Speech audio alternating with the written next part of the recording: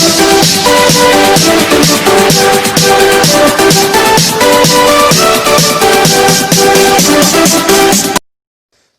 बच्चों, good afternoon, how are you.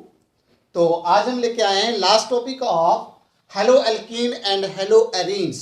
Topic unit 10 का last topic poly halogen compounds. Poly halogen compound, इसके हम usage और environmental और फिजियोलॉजिकल इफेक्ट करेंगे।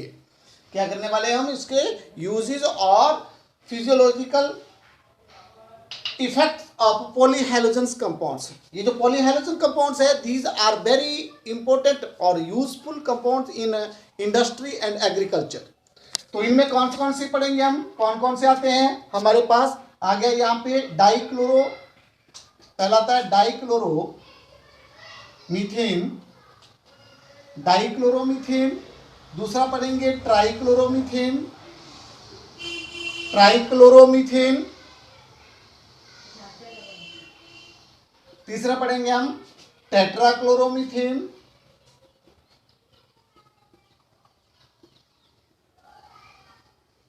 फोर्थ इज ट्राईआइडोमीथेन, ट्राईआइडोमीथेन,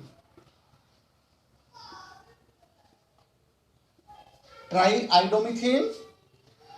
और fifth one is freons and sixth one is DDT. Dichloromethane that is CH2Cl2, इसका common name है methylene chloride, methylene chloride. Trichloromethane CHCl3, इसको हम बोलते हैं क्लोरोफॉर्म, क्लोरोफॉर्म। और next is tetrachloromethane CCl4, that is carbon tetrachloride, carbon tetrachloride. Triiodomethane CHI3, इसको बोलते हैं आइडोफॉर्म, आइडोफॉर्म।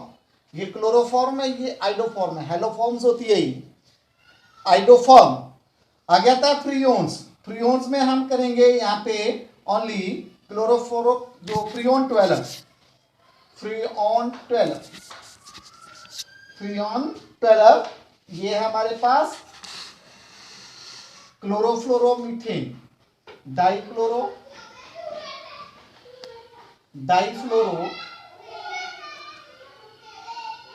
मीथेन, डाइफ्लोरोमीथेन, जिसमें हमारे पास CCl2F2। और ये का हमारे पास है DDT, इसका नाम है डाइक्लोरो।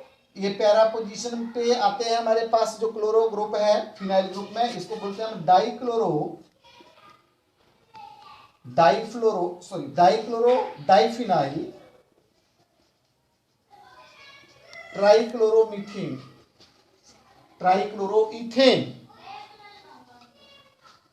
ट्राइक्लोरोइथेन, dichloro diphenyl ट्राइक्लोरोइथेन। तो ये हमारे पास यहाँ पे कुछ 6 कंपाउंड है, इनके हम यूजेस और इन्वायरमेंटल इफेक्ट पढ़ेंगे, यूजेस और इन्वायरमेंटल इफेक्ट करेंगे। ठीक है, तो सबसे पहले बात करते हैं हम मिथाइलिन क्लोराइड की, because these compounds are commercially known by their common names. Methylene chloride, methylene chloride, ये एक कलरलेस लिक्विड है, हैविंग प्लीजेंट स्मेल। इसके यूजेस देखते हैं कि it is used as a solvent, it is used as a solvent. कहाँ पे, as in paint remover, also in metallic cleaning, और जो आपके पास फिनिशिंग सॉल्वेंट है, एज ए फिनिशिंग सॉल्वेंट ये मिथाइलिन क्लोराइड जो है यूज होता है हमारा। ठीक है, it is also used as an propellant in aerosol, propellant in aerosol. अब ये इसका जो हार्मफुल इफेक्ट है, जो फिजियोलॉजिकल इफेक्ट है हमारे पास, ये हमारे सेंट्रल नर्वस सिस्टम को, CNS को, central nervous system CNS, central nervous system को क्या करता है, अफेक्ट करता है। अगर हम इसके लो लेवल को अगर हम इसमें लो लेवल में एक्सपोज होते हैं तो उससे जो है माइल्ड हमारे पास इम्पेयरिंग ऑफ हियरिंग और विजन हो सकता है। अगर मतलब ज़्यादा अमाउंट में इसमें एक्सपोजर होते हैं तो डिजीनेस होगी, नमनेस हो गई, टिंगलिंग हो गई, और नमनेस इन फिंगर और टो में जो है, ठीक है, वो टिंगलिंग हो जाती है। अगर जो है हम बात करें मिथाइलिन क्लोराइड का, अगर डायरेक्ट कांटेक्ट होता है स्किन के साथ तो स्किन यहाँ पे हमारे पास इंटेंस स्किन बर्न हो सकता है। साथ में अगर हमारे आइज के साथ डायरेक्ट कांटेक्ट होता है मिथाइलिन क्लोराइड का तो ये हमारे कॉर्निया को बर्न कर देता है।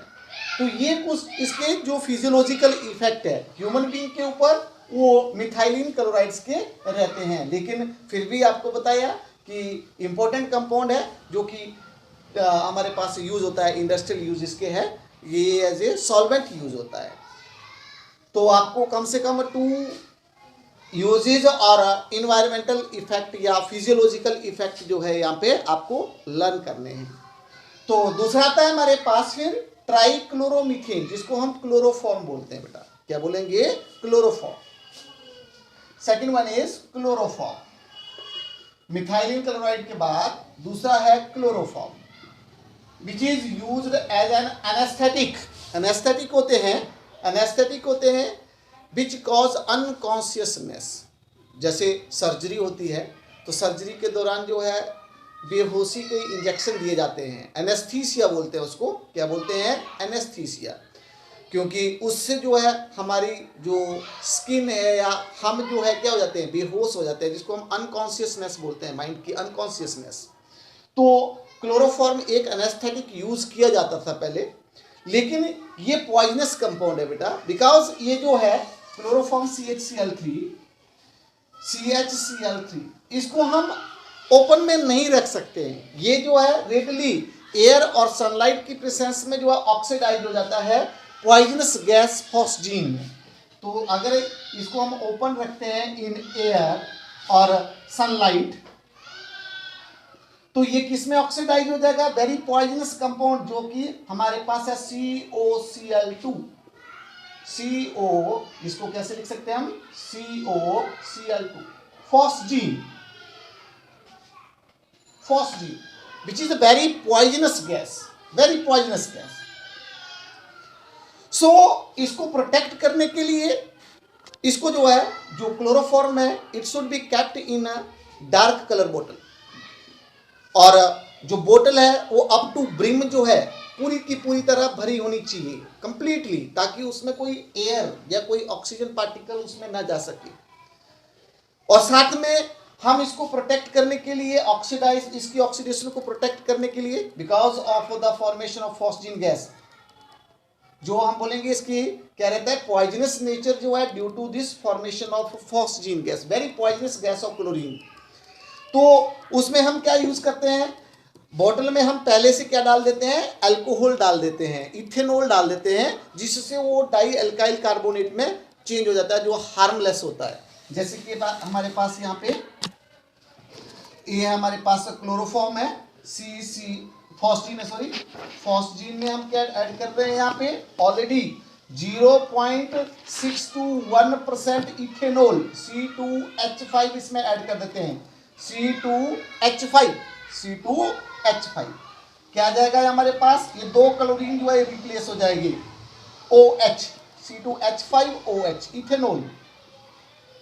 तो यहां पे आ जाएंगे हमारे पास OC2H5, इसके 2 मॉलिक्यूल्स बेटा OC2, तो डाई एल्काइल कार्बोनेट में ये चेंज हो जाता है और 2 मॉलिक्यूल्स ऑफ HCl यहाँ पे रिलीज हो जाते हैं। तो ये कैसे होते हैं? हार्मलेस होते हैं। ये कैसे है? पॉइजनस है, ये नॉन पॉइजनस है, नॉन टॉक्सिक कार्बोनेट में बदल जाता है।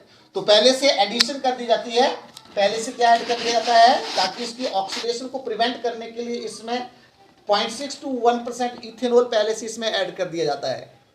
ठीक है, अब ये कैसे क्या यूज किया जाता था इसको? एज एन एनेस्थेटिक, बट इसकी जो इस पॉइजनस नेचर की वजह से इसको आजकल माइल्ड जो एनेस्थेटिक से उनसे रिप्लेस कर दिया गया है। इसका यूज जो है अब बहुत कम कर दिया गया है। ठीक है। तो नेक्स्ट हम करते हैं तीसरा जो है हमारे पास आइडोफॉर्म। थर्ड की बात करते हैं हम आइडोफॉर्म।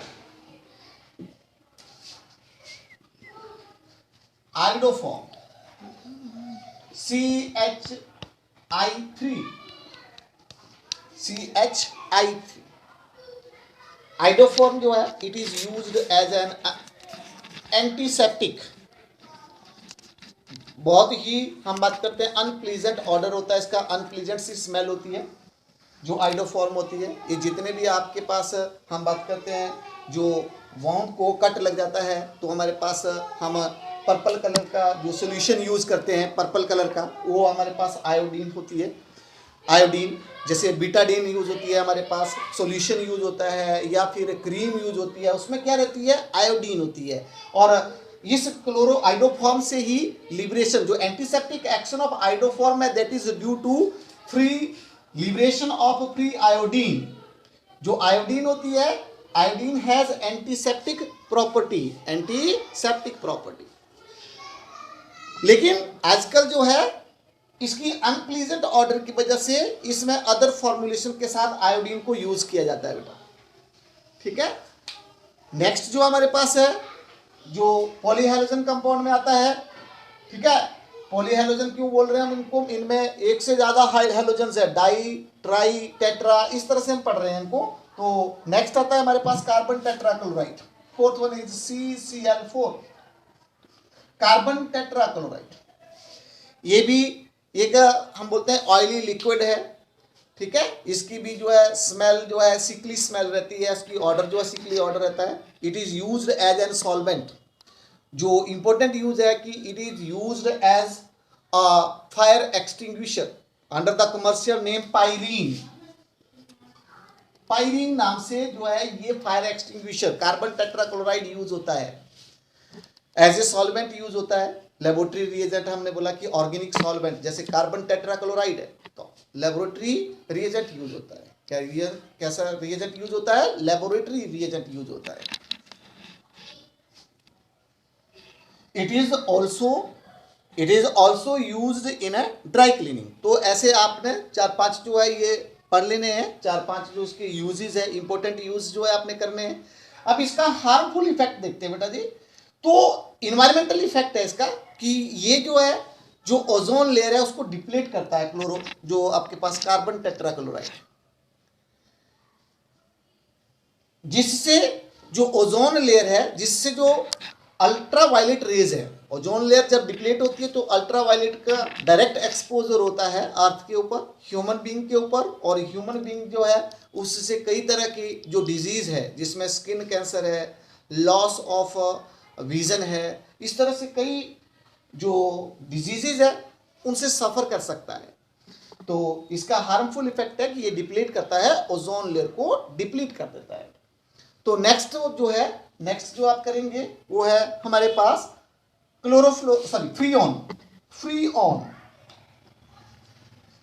फ्रीऑन्स जो कि रेफ्रिजरेंट यूज होते हैं।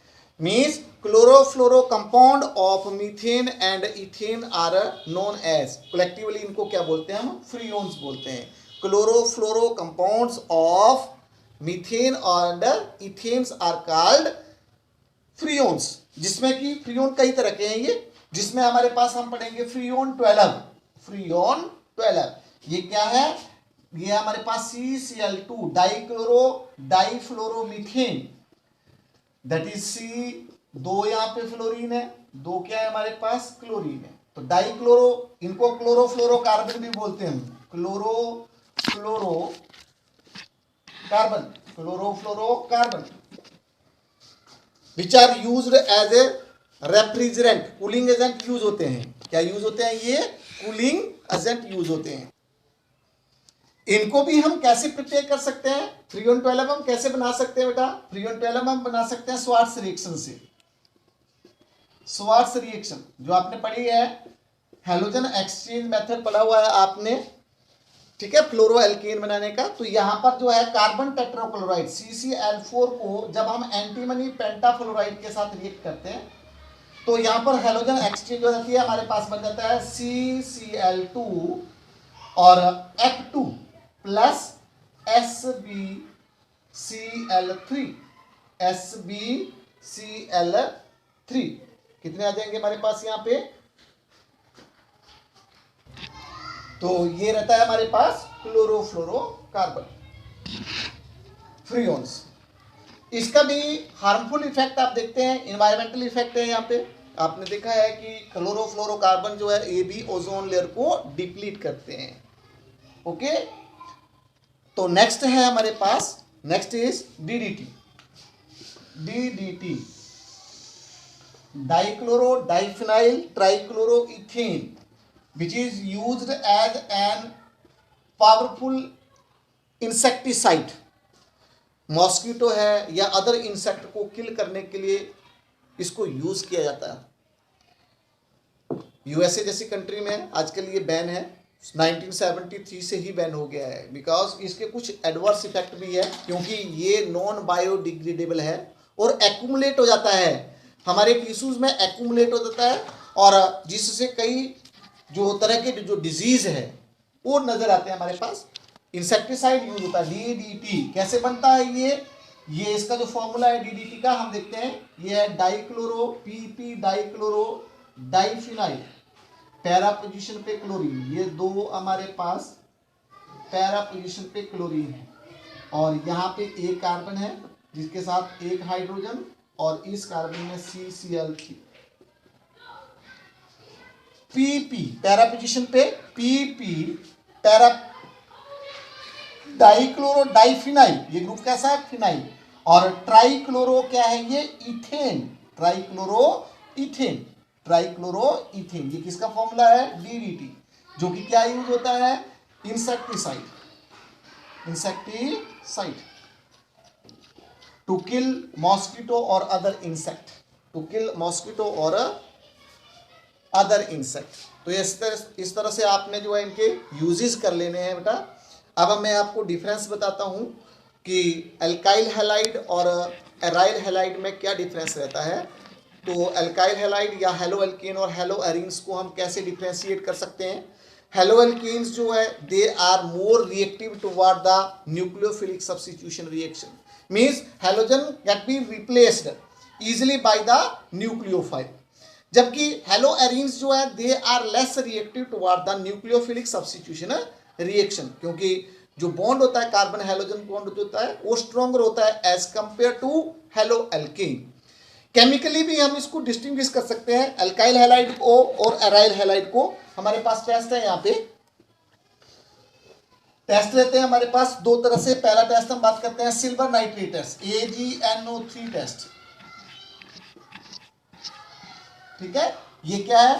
Chemical test to distinguish, chemical test to distinguish alkyl halide and aryl halide. AgNO3 test, इसमें क्या होता है कि गिवन जो अल्काइल हैलाइड है या एराइल हैलाइड है उसको हम वार्म करते हैं, वार्म करेंगे विद एल्कोहलिक और एक्वस KOH के साथ, के साथ। ये एक्वस भी हो सकता है और कैसा हो सकता है? अल्कोहलिक हो सकता है। साथ में इसको एसिडिफाई करते हैं डाइल्यूट HNO3 के साथ, और साथ में क्या डालते हैं? AgNO3 का सॉल्यूशन डालते हैं, सिल्वर नाइट्रेट। देखिए गिवन अल्काइल हैलाइड है, अल्काइल और एराइल हैलाइड, अल्काइल हैलाइड और एराइल हैलाइड। अब कुछ भी हो सकता है हमारे पास, अल्काइल हैलाइड है कि एराइल हैलाइड है, हम केमिकली पता करेंगे कि वो अल्काइल हैलाइड है या एराइल हैलाइड है। उसको हम वार्म करेंगे, यहाँ पे हीट करेंगे उसको अल्कोहलिक और एक्वस KOH के साथ। फर्दर उसको क्या करेंगे? डाइल्यूट करेंगे विद HNO3, और साथ में क्या ऐड करेंगे? सिल्वर नाइट्रेट का सॉल्यूशन ऐड करेंगे। अब अगर हमारे पास आते हैं प्रेसिपिटेट, प्रेसिपिटेशन अगर होती है, अगर प्रेसिपिटेशन होती है तो हमारे पास है अल्काइल हैलाइड है, और अगर PPT डज नॉट अकर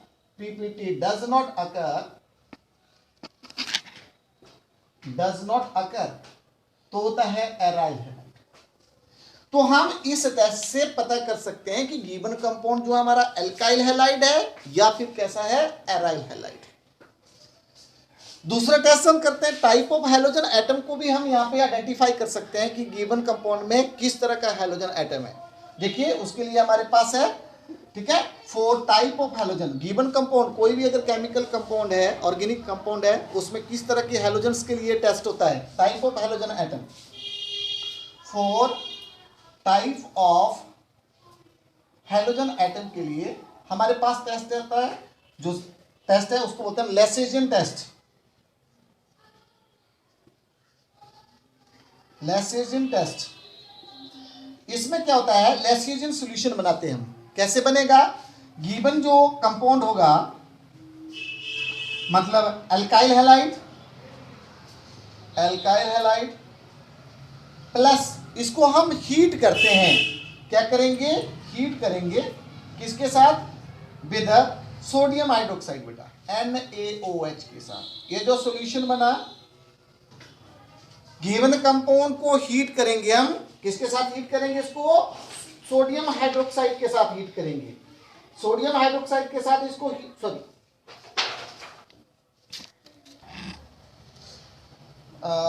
यहां पे हम क्या लिख रहे हैं, अल्काइल हैलाइड, नॉट बेटा सोडियम हाइड्रोक्साइड नहीं, सॉरी सोडियम हाइड्रोक्साइड नहीं, यहां पे कोई भी गिवन कंपाउंड है, अल्काइल हैलाइड है, एराइल हैलाइड है, हम टाइप ऑफ हैलोजन एटम के लिए कर रहे हैं। तो लेसेजियन सॉल्यूशन जो हम बनाते हैं वो होता है हमारे पास गिवन कंपाउंड, गिवन कंपाउंड यहां पे लिख रहा हूं मैं, ये आ जाएगा हमारे पास गिवन कंपाउंड, वेदर इट में बी अल्काइल हैलाइड और एराइल हैलाइड। इसको हम हीट करते हैं सोडियम मेटल के साथ, सोडियम मेटल के साथ हीट करेंगे और जो सॉल्यूशन बनेगा, जो सॉल्यूशन बनेगा उसको बोलते हैं हम लेसेजियन सॉल्यूशन। इसको क्या बोलते हैं हम, दैट इज कॉल्ड लेसेजियन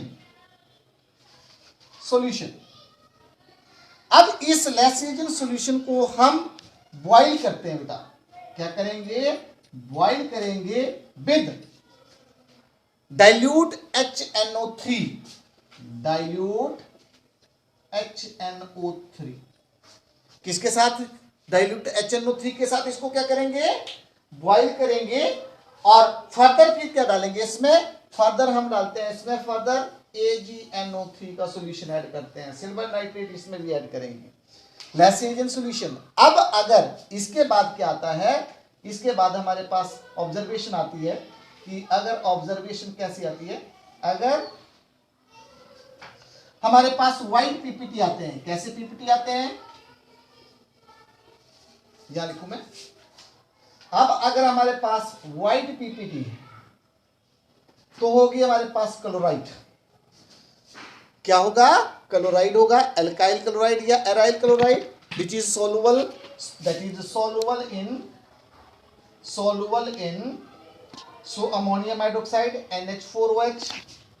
अगर हमारे पास येलो प्रेसिपिटेट आते हैं, येलो पीपीटी आते हैं, तो होगी ब्रोमीन, ब्रोमाइड आयन होगा, उसमें ब्रोमीन होगी, जो हैलोजन प्रेजेंट होगी वो कौन सी होगी, ब्रोमीन होगी, yellow PPT. Partially soluble in ammonium hydroxide, partially soluble,